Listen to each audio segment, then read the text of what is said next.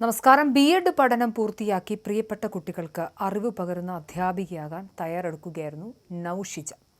തന്റെ സ്വപ്നങ്ങളിലേക്കും പ്രിയതമനൊപ്പമുള്ള പുതിയ ജീവിതത്തിലേക്കും പിച്ച വെച്ച് തുടങ്ങുന്നതിനിടയിലാണ് വിധി മരണത്തിന്റെ രൂപത്തിൽ ആ പെൺകുട്ടിയെ തട്ടിയെടുത്തത്. മധുവിധി യാത്രയുടെ മധുരം മായും മുൻപേ നൌഷിജ യാത്രയായത് ഒരു നാടിനെ മുഴുവൻ കണ്ണീരിലാഴ്ത്തിക്കൊണ്ടാണ്. ഇക്കഴിഞ്ഞ മാർച്ച് 28-നായിരുന്നു പാലക്കാട് ചിറ്റൂർ പൊൽപ്പുള്ളി സ്വദേശിനി നൌഷിജയുടെയും കൊടുവായൂർ സ്വദേശി ആഷിഖിന്റെയും വിവാഹം. വിദേശത്ത് ജോലി ചെയ്യുന്ന ആഷിഖ് വിവാഹത്തിനായാണ് നാട്ടിലെത്തിയത്. യുദ്ധ സാഹചര്യങ്ങൾ കാരണം ലീവ് നീട്ടിക്കിട്ടിയ ആശ്വാസത്തിലായിരുന്നു ഇരുവരും.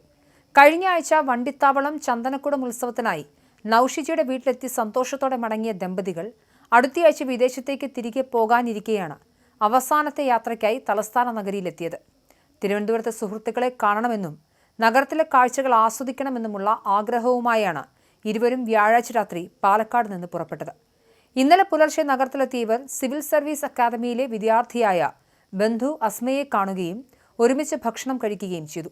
ഇവിടെ നിന്ന് മടങ്ങുമ്പോഴാണ് കവടിയാർ കുറവൻകോണം റോഡിൽ മരണം പതുങ്ങിയിരുന്നത്. നടപ്പാതയിലൂടെ ആഷിഖിന്റെ കൈപിടിച്ച് നടക്കുകയായിരുന്ന നൌഷിജയുടെ അടുത്തേക്ക് നിയന്ത്രണം വിട്ട വെളുത്ത കാർ പാഞ്ഞു കയറുകയായിരുന്നു. കുറവൻകോണം സ്വദേശിയായ മോഹൻ തോമസ് എന്ന വയോധികൻ ഓടിച്ച കാർ നൌഷിജയെയും ആഷിഖിനെയും അസ്മയെയും ഇടിച്ചു തെറിപ്പിച്ചു. നടപ്പാതയിലെ കല്ലുകളെല്ലാം തകർത്ത് ചീറിപ്പാഞ്ഞ കാർ മറ്റ് വാഹനങ്ങളിലും ഇടിച്ചാണ് നിന്നത്.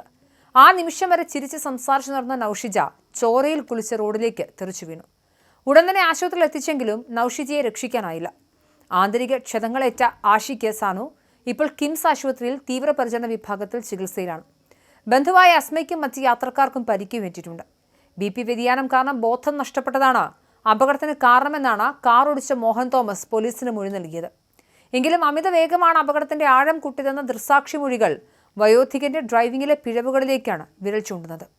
കുറവൻകോണത്തെ ഈ വില്ലൻ കാർ കവർന്നത് ഒരു കുടുംബത്തിന്റെ മുഴുവൻ പ്രതീക്ഷകളെയാണ്. അധ്യാപികയാകാനുള്ള നൌഷിജയുടെ ആഗ്രഹവും ആഷിഖിനൊപ്പം വിദേശത്ത് കെട്ടിപ്പടുക്കാനിരുന്ന ജീവിതവുമാണ് നിമിഷനേരം കൊണ്ട് ഇല്ലാതായത്.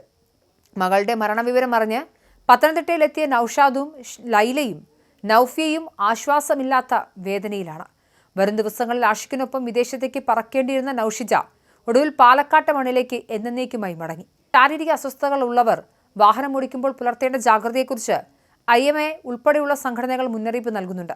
BPയിലോ പ്രമേഹത്തിലോ വ്യതിയാനം തോന്നിയാൽ വാഹനം ഒതുക്കി നിർത്തണമെന്ന നിർദ്ദേശം വകവയ്ക്കാതെ വളയം പിടിക്കുന്ന എത്രത്തോളം വലിയ ദുരന്തങ്ങൾക്ക് കാരണമാകുമെന്നും ഈ സംഭവം തെളിയിക്കുന്നു.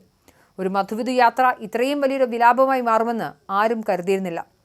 നൌഷിജയുടെ വിയോഗം കേരളത്തിന്റെ റോഡുകളിലെ സുരക്ഷാ പാളിച്ചകളെക്കുറിച്ചുള്ള ഗൗരവകരമായ ഓർമ്മപ്പെടുത്തലായി അവശേഷിക്കുകയാണ്. എന്തായാലും ഏറ്റവും ദുഃഖം നിറഞ്ഞ വാർത്തയാണ് കുറവൻകോണത്ത് നിന്നും വന്നത്.